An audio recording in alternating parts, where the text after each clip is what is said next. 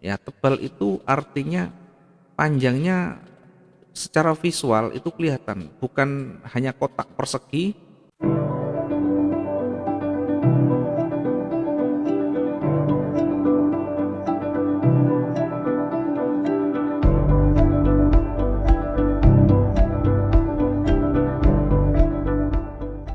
Baik, selamat pagi dan assalamualaikum Pak Yanto. Mudah-mudahan sehat di sana, bisa mengikuti dengan baik nanti sampai selesai dan bisa mengambil materi atau ilmu yang kita sampaikan berkaitan dengan teknik trading, kemudian cara analisa, dan ya nanti berkaitan dengan bagaimana meletakkan entry dan exitnya, termasuk bagaimana melakukan risk management dan money management. Oke, Pak. Ya, bagi juga sebelum saya masuk mungkin ada yang mau ditanyakan dulu sebelum saya mulai. Em, saya mau nanya soal yang kemarin Pak yang mengenai karakter candle Ya, yang poin 2 dan poin 3 ya panjang sumbu dan rasio sumbu terhadap body itu ada spesifikasi yang lebih jelas nggak Pak? Maksud saya begini, panjang sekian bisa dijadikan tidak bisa acuan Pak. untuk apa Jadi untuk gitu. spesifikasi panjang sekian tidak ada. Yang membandingkan nanti adalah candle yang terjadi sebelumnya. Kemudian yang kita jadikan sebagai acuan untuk membaca itu di kondisi yang seperti apa. Ya, kalau kondisinya masih berada di tengah-tengah, kita tidak bisa mengambil satu tindakan kalau tidak ada konfirmator, tidak ada yang memperkuat. Contoh misalnya ketika kita masuk di candle yang ini candle hijau ini kita analisa secara karakteristik, ini tebal. Ya, tebal itu ukurannya seperti apa? Ukuran tebal itu sekali lagi dilihat dari candle-candle yang terbentuk sebelumnya. Kalau candle-candlenya kecil semuanya berarti ini tipis. Kalau candle-candle sebelumnya lebih tebal, ya candle seperti ini pun bisa dianggap tebal. Ya, tebal itu artinya panjangnya secara visual itu kelihatan, bukan hanya kotak persegi, kemudian ekornya juga kecil-kecil, tapi bukan tebal, namanya candle kecil. Ya, ya, ya. Kalau kita spesifikasi tidak bisa karena relatif nanti ya. Jadi kalau misalnya candle panjang, nanti yang kondisi yang seperti ini pun kita bisa anggap ini masih tebal ini. Cuma dilihat konteksnya. Kalau kita melihat kondisi yang hijau ini memang tebal. Ini memang tebal. Di sana kalau kita lihat daripada di sini tebal, panjang, kelihatan panjangnya kelihatan. Yang ini kecil, ini tebal, ini kecil. Tebal itu saya maksudkan lebih panjang dan kelihatan secara kasat mata, bukan kotak persegi. Ya, kalau kita ukur Ya. dia lebih terlihat, ya begitu. Lebih terlihat gemuk dan ukurannya bukan terlalu pendek, ya cukup panjang. Kemudian dibandingkan juga nanti dengan strukturnya. Ya, strukturnya seperti apa? Kalau strukturnya bertahan, misalnya mulai begini. Dari pergerakan pertama ini merah merah merah merah, ya memang kelihatan dari sini mulai tebal. Kan kelihatan sendiri, Pak. Tebal itu panjang, volumenya panjang dan terlihat di sana. Terlihat jelas, panjangnya terlihat jelas. Yang seperti ini yang sebelumnya pun sebenarnya cukup panjang, cuma karena ekornya juga panjang, maka ini jadi candle yang masih ragu karena ada penolakan yang cukup panjang juga. Kemudian berikutnya perhatikan merah-merah ini mulai mulai menipis, mulai menipis, mulai menipis kemudian tebal lagi. Nah, ini tebal lagi. Artinya tebal yang saya maksud itu satu berdasarkan ukuran, yang kedua berdasarkan momentumnya. Momentumnya makin makin kecil atau makin besar. Kalau momentum makin besar kita bisa lihat ini tebal, ya penuh, panjang, kelihatan panjangnya, tampak visualnya di sana ada penolakan tapi masih dominan merah. Maka kondisi seperti ini momentum seller makin kuat. Sehingga kalau kita pengalaman dengan teknik seperti ini, kita bisa entry di candle selanjutnya. Dasarnya apa? Dasarnya momentum. Dari pergerakan awal, strukturnya ini sudah mengarah ke bawah. Sudah mengarah ke bawah, kemudian diperkuat dengan candle yang tebal. Artinya tekanan seller makin kuat. Seller makin punya power. Sehingga kita bisa manfaatkan peluang-peluang seperti ini. Nah, kemudian kita lihat contoh lagi yang warna hijau. Nah, kondisi seperti ini kita bisa baca tebal. Jadi kelihatan, tebal yang saya maksud kelihatan. Maka kalau kita membaca karakter candle, ini memang harus sering latihan. Sering melihat, sering latihan. Sering melihat, sering latihan. Sehingga nanti secara refleks ya, secara kasat mata kita bisa melihat di sana. Oh, ini candle panjang. Ya. Candle tebal. Jadi dari ukurannya kelihatan memanjang. Kalau pendek-pendek ya begini Pak, ini pendek-pendek. Kalau di bodinya saya nggak masalah ininya, cuma di sumbunya itu kan itu penolakan itu maksudnya diterjemahkannya ke apa namanya, ke struktur dan potensi pergerakan harga selanjutnya itu gimana gitu. Ya. Jadi kalau kemarin kan sudah kita sampaikan, kalau ekor di atas berarti penolakan seller. Kalau ekor di bawah berarti penolakan buyer. Ya. Ekor makin panjang ke bawah, makin banyak penolakan ke bawah, makin kuat potensi naiknya. Oke. Potensi ya, potensi. Ya, potensi naiknya makin kuat. Karena yang ekor di bawah artinya tekanan buyer kuat sekali. Sama halnya dengan kondisi ini. Satu, kita perhatikan struktur ya. Strukturnya kita melihat mengarah ke bawah dari ujung di sini ke sini, merah di sini. Ini meskipun merah tapi beranjak ke bawah, ke atas ya. Artinya hijau kemudian ada merah tapi posisinya masih di jajaran garis naik. Kemudian perhatikan ketika muncul warna yang berubah, warna yang berbeda, di bawah ada penolakan. Perhatikan bodinya, perhatikan sumbunya, Di atas ada sumbu, di bawah ada sumbu. Kemudian dominan warna hijau, sumbunya kita bandingkan. Sumbunya ternyata panjang di bawah. Mindset kita pertama arahkan ke tekanan buyer karena sumbunya berada di bawah panjang. Satu, arahkan mindset kita tekanan buyer kuat, dominan warna hijau, arah pergerakannya menuju ke atas, berarti potensinya naik. Soalnya saya sering kejebak asumsi saya nih, kalau yang seperti yang Bapak tunjukkan ini kan di candle sebelumnya merah dengan sumbu panjang di atas. Ya. Ini kan kalau secara penolakan visual saya mikir ini penolakannya lebih besar seller, jadi kemungkinan akan turun, tapi malah yang justru kemudian muncul candlenya malah hijau gitu, malah ya, jadi begini.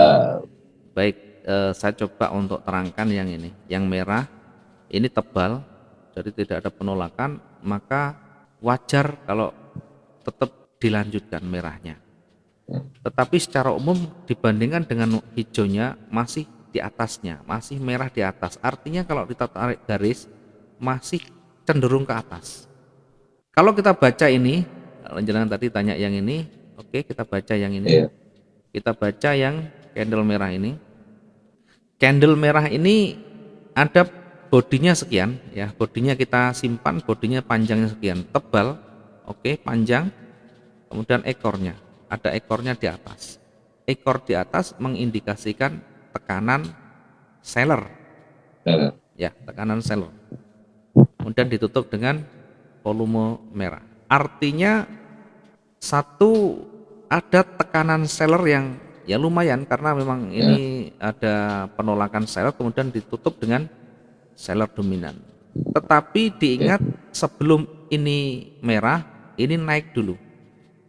Ketika sebelumnya ini warna merah, seller berarti. Setelah ganti candle ini kan tidak ada penolakan. Kemudian logikanya ini lanjut turun. Karena ini momentumnya kuat. Tetapi sebelum turun, buyer muncul di sana. Ya mungkin jenengan perlu belajar banyak nanti ketika running ya, biar tahu. Ini ketika ganti candle ini bukan turun, ini naik dulu, warna hijau dulu Pak. Ya.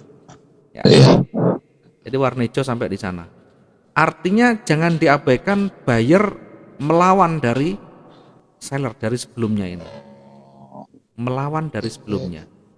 Walaupun pada akhirnya ditolak oleh seller dan ditutup merah karena memang momentum merah ini sebelumnya panjang. Artinya ini satu dominan seller tetapi ada buyer yang tiba-tiba naik. Ya. Tetap seller dominan tetapi ada buyer yang melawan sampai di atas. Kondisi seperti ini ekor dan bodi hampir sama, ini pasti ada dua-duanya. Ini karena seller ditutup dengan seller, dominan seller, ini turun dulu. Ini turun. Jadi ini turun dulu. Kalau misalkan jenengan entry di sini, profit pasti. Ya, ketika entry di sini sell, pasti profit. Contoh ini. Ini sell. Ya, tetap sistem kita jalankan. Sistemnya apa kemarin? Tidak ada penolakan. Ini yang hijau tidak ada penolakan, tiba-tiba ada warna merah. Konfirmasi lagi. Ketika tidak ada penolakan, maka butuh merahnya dua. Ini merah dan merah lagi. Kita entry-nya di sini sell. Sistem kita jalankan. Tetap kita perhatikan resikonya. Kita tarik di ini, di ujung ini naik sedikit, nanti taruh SL-nya, stop loss-nya. Kemudian kita masuk sell di sini. Jangan lupa sebelum ini naik hijau, ini turun dulu. Perhatikan berapa dapatnya kita. 207. Kalau kita target 100 pip masih dapat. Masih dapat. Artinya masih potensi. Jadi yang kita analisakan ini, yang kita analisa ini sebenarnya untuk kepentingan entry kita. Bukan untuk kepentingan korporat, bukan untuk kepentingan broker atau untuk kepentingan siapapun, Pak. Karena yang kita baca ini untuk melihat peluang di mana ketika sudah memenuhi syarat, peluangnya ada, kita masuk profit, selesai. Mau pasarnya berikutnya nanti mau naik mau turun itu urusan lain. Yang terpenting sistem kita jalankan, kita masuk, memenuhi syarat, profit, close, selesai. Nah, nanti ketika sudah terbentuk lagi seperti ini, maka yang kita perhatikan candle yang terbentuk ini menjadi perhatian lagi. Kenapa kita perhatikan? Karena berubah warna, berubah arah. Nah, yang kita perhatikan apa? Satu, tetap kita perhatikan candle ini karakternya seperti apa. Kita baca bodinya sekian, ekornya sekian. Kita bandingkan body dengan ekor. Di atasnya ada ekor tapi kecil, di bawahnya ada ekor tapi panjang. Penolakan buyer kuat di sana. Yang kedua, perhatikan di sana ada area support. Nah, support tidak di breakout. Artinya kekuatan seller mentok di situ. Mentok di sini. Ini kekuatan seller mentok di situ. Sehingga mindset kita rubah lagi sekarang. Nah, dari tadi turun karena seller sudah mentok sampai di sini ya. Maksimum sudah turun sampai di sini. Dibuktikan dengan ditolak menjadi ekor, ini artinya sudah mentok selesai di sini. Kekuatannya tidak mampu untuk turun lagi. Kemudian ditutup dengan dominan warna hijau. Tekanan ke atas kuat. Kalau sudah ada penolakan seperti ini, ya sudah ada penolakan seperti ini, ya sebenarnya kita cukup untuk kita entry di sini. Tetapi ketika misalkan ada keraguan dan belum banyak pengalaman menerapkan model seperti ini, sistem seperti ini, kita bisa tunggu juga satu konfirmatornya. Di sini kita tunggu sampai selesai, baru kita entry-nya di candle selanjutnya di sini. Lah kan lama sekali. Nah, permasalahan bukan lama atau tidak lama. Permasalahannya kita mau aman, kita mau lebih cepat profit atau terkatung-katung dengan floating gitu, Pak. Iya. Nah, nanti kita bisa coba dengan misalkan sudah ketemu ada penolakan panjang, tinggal masuk. Ini dicoba. Ketika saya mencoba 100 kali, ternyata prosentase untuk profitnya sekian persen lebih banyak, maka bisa diterapkan. Jadi mencoba satu sistem begini minimal 100 kali transaksi. 100 kali itu bukan satu hari. Dengan kondisi yang sama seperti ini. Artinya ketika sudah mulai berubah warna, ada penolakan, nah kita mencoba dengan entry. Kalau coba satu kali nanti lupa, Pak. harus berulang-ulang, karena berulang-ulang itu menjadikan kita menjadi terbiasa. Kalau kita ragu, misalkan satu kita coba dengan satu alasan, yang kedua coba dengan satu konfirmator lagi, nanti dua-duanya bisa dicoba mana kira-kira yang punya probabilitas lebih tinggi profitnya atau tingkat akurasinya. Kemudian dilihat lagi ketika muncul lagi, ketika sudah terbentuk candle, maka candle terakhir yang terbentuk itu kita pelajari lagi, kita analisa lagi. Ternyata misalkan masih satu arah dengan tren dan masih menunjukkan penolakan buyer yang kuat, maka potensi akan lanjut lagi. Tetapi di atas di sini karena ada benturan, ya, di atas juga ada benturan di sini. Ya, di sini juga ada benturan, artinya area ini adalah area di mana ketika market naik di sini ditolak oleh seller. Ketika marketnya naik ditolak oleh seller. Berarti ini menjadi resisten. Resisten. Ini harus memahami, Pak, resisten support begini harus memahami. Kalau nanti memahami, mudah sekali kita menentukan. Kemudian ketika di area di sini, ini selalu ditolak. Satu ditolak, merah, ini hijau ditolak. Satu candle sudah menolak dengan sangat kuat di sana.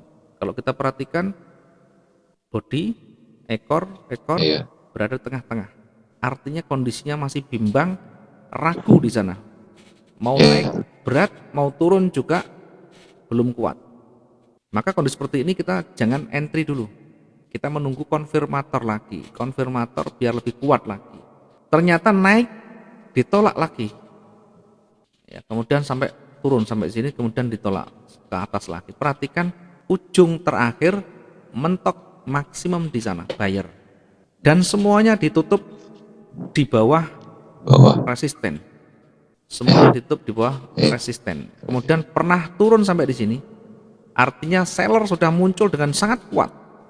Karena mampu menembus sampai di bawah meskipun ditolak lagi. Ibaratnya sudah tempur mati-matian walaupun pada akhirnya kalah, tetapi pernah sangat kuat dia melawan. Nah, ini yang menjadi fokus perhatian kita. Satu yang menjadi alasan kita nanti, yang menjadikan dasar kita nanti entry. Yang pertama tadi resisten, dia satu kali ditolak, kedua kali ditolak lagi, bahkan sampai di bawah sellernya. Ini dua ini sebenarnya sudah mengindikasikan seller itu kuat sekali. Dua ini mengindikasikan seller sebenarnya kuat sekali. Namun demikian, karena ini masih dominan hijau, maka perlu satu konfirmator merah lagi satu. Kalau misalkan kita terbiasa dengan dua penolakan begini, boleh-boleh saja. Tetapi karena ini berada di area resisten, maka tidak rekomendasi untuk kita entry buy maupun sell sebelum ada yang mengkonfirmasi lagi. Nah, sekarang ketika di resisten ini misalkan breakout warna hijau, nanti kita ikut buy. Sebaliknya ketika di area di sini ternyata ditutup merah, maka kita bisa entry sell. Tidak perlu menunggu konfirmator lagi karena ini sudah sebenarnya yang ketiga kalinya. Yang pertama ini penolakan ditolak, ini ditolak lagi, ini naiknya sudah mentok di sini lagi. Buyer sudah tidak ada kekuatan lebih tinggi lagi, dan ditutup dengan merah mendominasi. Sehingga entry kita setelah selesai kita bisa entry di sini. Nah, kondisi seperti ini harus banyak praktek nanti, Pak. Harus mencoba. Kalau cuma teori mungkin tidak ketemu. Kalau mencoba, oh dasarnya begini, saya mencoba entry. Dasarnya begini, saya coba entry. Buat satu catatan sehingga nanti apa? Sehingga nanti bisa mengingat-ingat. Ketika kita keliru, mudah kita koreksi. Ketika kita bisa profit, maka bisa kita jalankan sistem itu yang berpotensi profitable atau berpotensi sangat valid, kita bisa lanjutkan. Kalau kita entry sell, jangan lupa untuk pembatasan resiko. Kita bisa taruh di sini. Untuk batasan resikonya boleh di sini, boleh di atas ini boleh. Biar tidak mepet dengan garis, ujungnya kita taruh di sini boleh, bebas menentukan. Ya, paling tidak kalau di XAU sekitar 300 sampai 500. Nah, ini cukup sudah. Kalau pengen lebih space-nya ada, ya kita bisa taruh 500 dari titik entry kita. Ya, sekitar ini boleh. Misalnya begini. Jadi ini tujuannya untuk mengamankan modal besar kita. Sangat tidak mungkin MC ketika kita betul-betul menerapkan money management, risk management dengan baik. Yang mereka yang tidak mau menerapkan dan malas saja untuk menerapkan money management dengan baik itu yang sering MC, sering bangkrut.